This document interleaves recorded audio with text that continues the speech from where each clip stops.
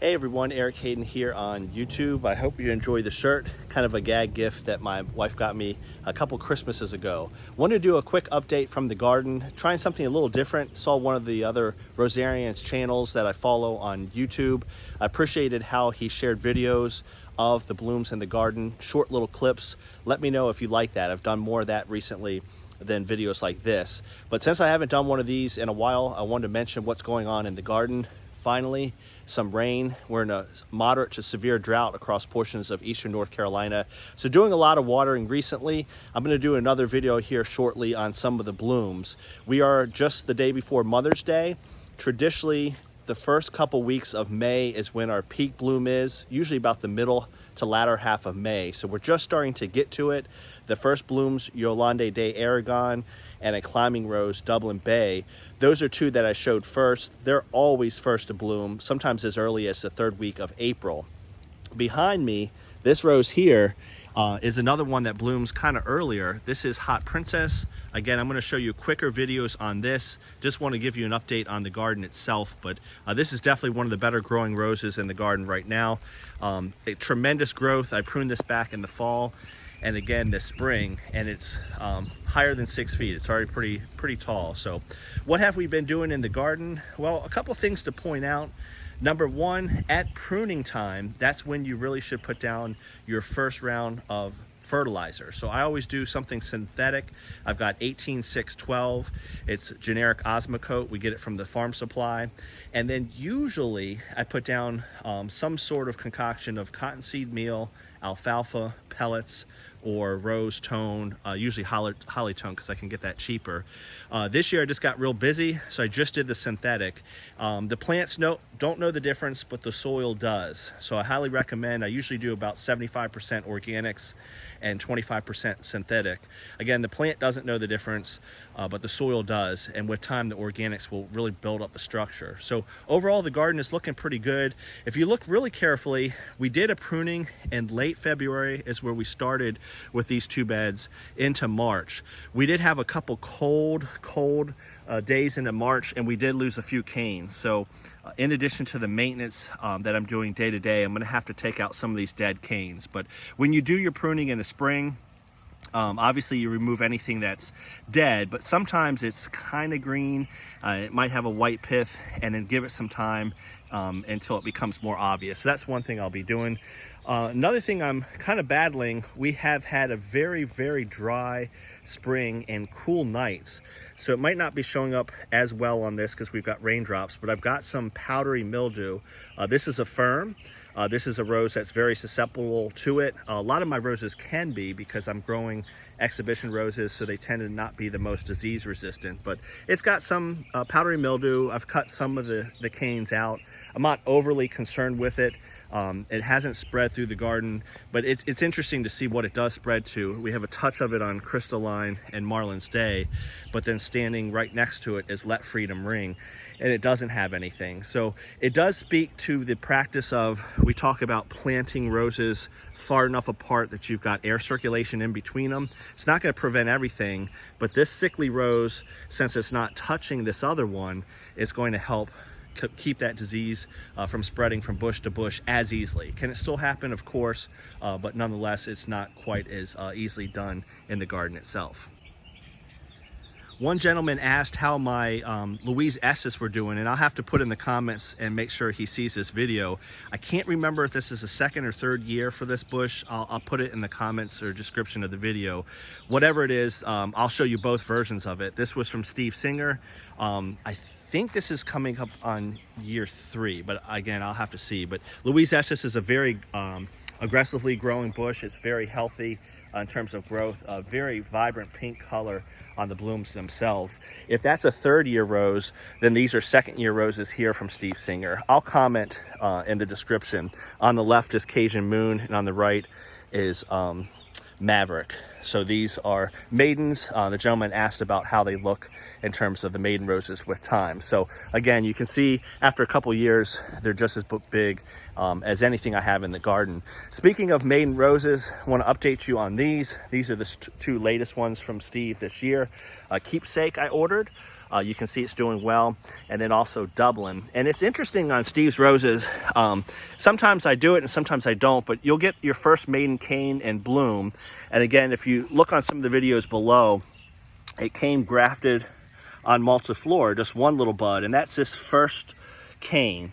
Sometimes it'll send out 2 additional ones at varying times. So on this Dublin, the other day it did not have a second cane, but now it does.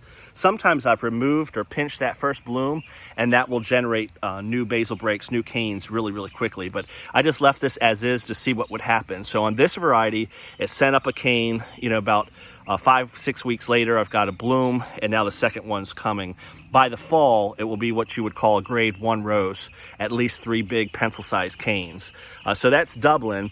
And then others sent it up at the same time. It's not as tall, but on Keepsake, it sent up 2. And let's see if I get down there, I still just see 2. Eventually the third one will come along. So again, if you get these maiden roses, I just think they're the coolest things in the world. You can see them grow from, you know, just a budded variety on the side of multiflora. You chop it off and you pot it up, grow it through about midsummer. Once these become big, I'll put them in the garden by about the middle part of the summer. I'll show you the other one. Again, I think this is 3 years. This is Louise Estes. I got it the same time that the one I just showed you. Very good growing rose. Some of that is, again, with the maiden rose, you're babying it. It's not dug up and chopped down and stripped of leaves to ship it to you. You're growing it at home in your pot, and you're transferring it delicately to your garden. And I'll do a video on these because that's just an outstanding bloom. That is Louise Estes. Highly recommend. You can get it from K&M as well, but this is a rose you're not going to find at you know, Jackson and Perkins or Palatine, you know, Edmonds. That's an exhibition rose there that's a little harder to get. I would highly recommend it from Steve. Another one you can get, I think he sells this. If not, you can get it at K&M. One of John Smith's roses, that is Claire Elise.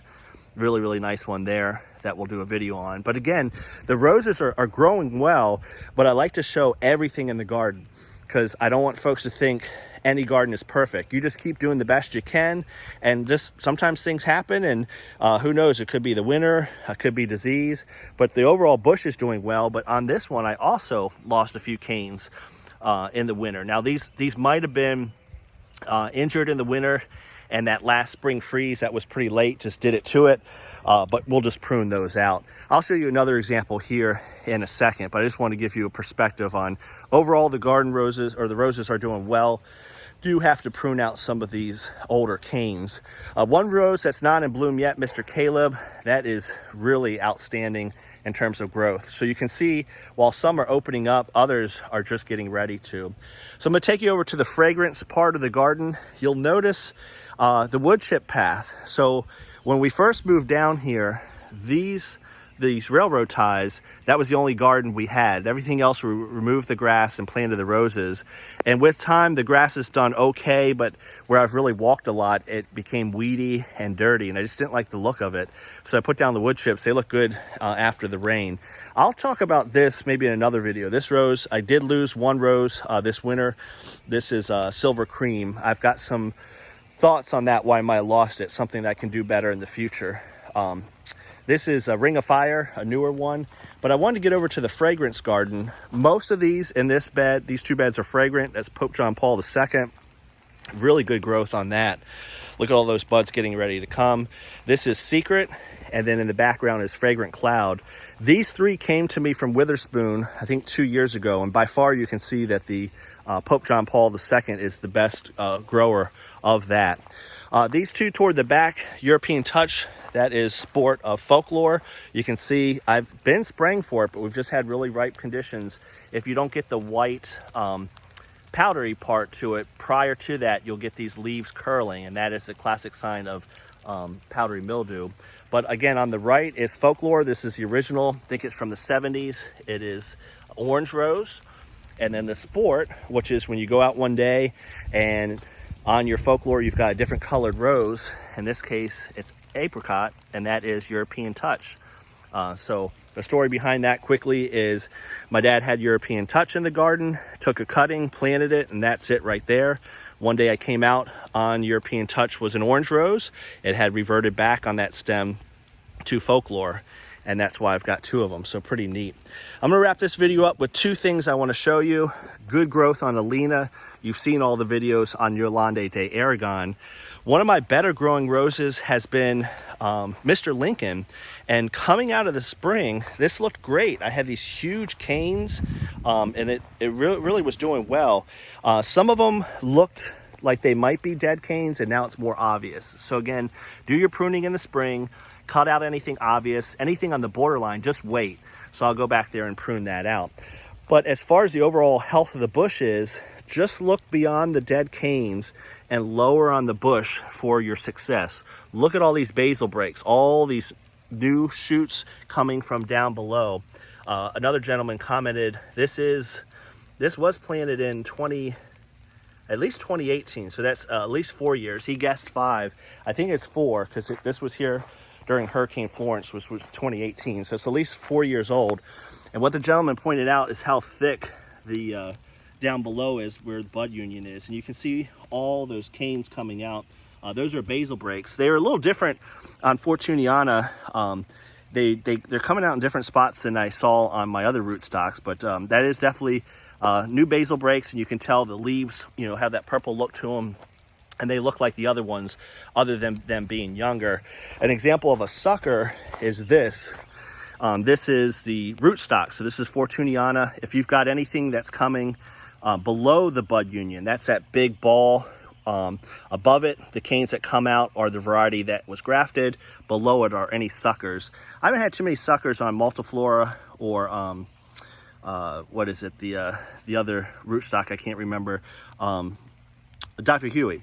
I haven't had too many suckers on that, but I get quite a lot of suckers on the Fortuniana, I think just the way it was grafted. So I feel like I'm rambling, so I'm gonna let this video wrap up. I'll last leave you with a couple shots of pretty roses at Stubble Delight. Like I said, Yolande in the background, and I'll end with what else is going on in the garden. These are sunflowers planted in rows. I've got some doubles there. Some animals ate these, so I'm gonna get that tidied up, and there's a few more coming up in the next round. So I'm gonna try to get into some cut flowers this year. Over in the garden over here, we are growing a lot of things from seed. Ordered some bare root raspberries and blackberries, so those are almost ready to plant in the garden.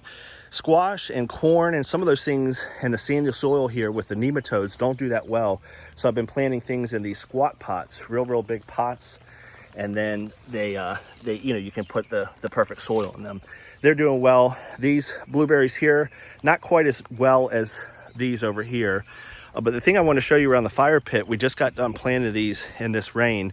Multiple rows of zinnias, reds and whites on this left side, and then over here is Oklahoma variety, and it's more mixed colors, and then those cosmos there are white. So I got those from Johnny Seeds. Good spot for when you want to get specialty seeds like all reds or all whites of a zinnia. Planted those up. There's a couple stragglers that are left. I'm not sure quite where to put them, but got those back in March. Kind of got late start. Certainly could have started these earlier, but it is what it is. So that is it. A garden update the day before Mother's Day in 2022. And I keep saying that I'll last leave you, but I will leave you with this Dublin Bay Climbing Rose. This is from Palatine. So this is on Multiflora rootstock in our garden. I appreciate the new subscribers, and as always, comment below. Show me your blooms, what's going on in your garden. Comment. Love to see what's going on for you up north. Don't worry, spring or early summer is not too far in the future. Now we get into May, a lot of folks are certainly getting into the spring thing with the garden. Hope everyone's well. Thank you for subscribing, and as always, I appreciate your comments.